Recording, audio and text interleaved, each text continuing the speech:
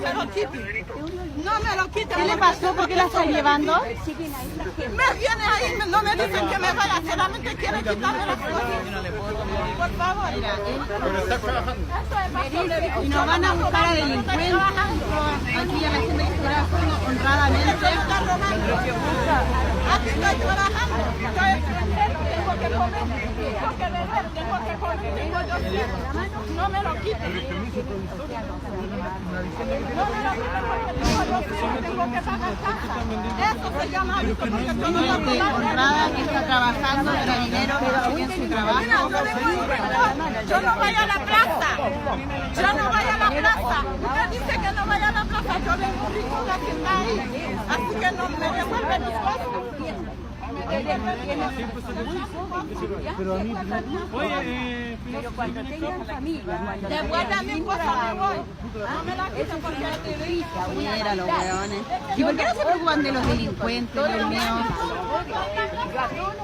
Mira, y tanto, mira, tantos hueones. porque Para que son malos. se lo lleven, mira, Yo lo voy mira. a ver, suéltame mis cosas. Son malos, son Gente mala, huevón. Mira, llamo ya esto. patente.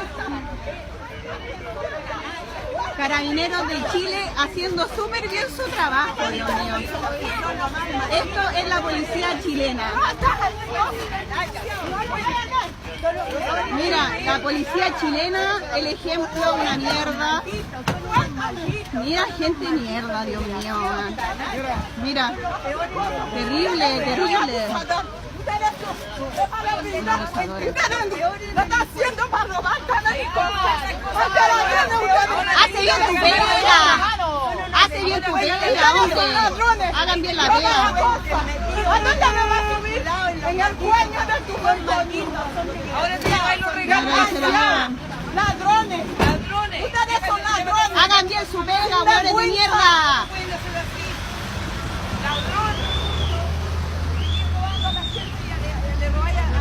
A los pobres. Llévate, ándate de aquí, llévate tus cosas porque van a volver Van a volver. Van a volver a llevarte a ti ahora.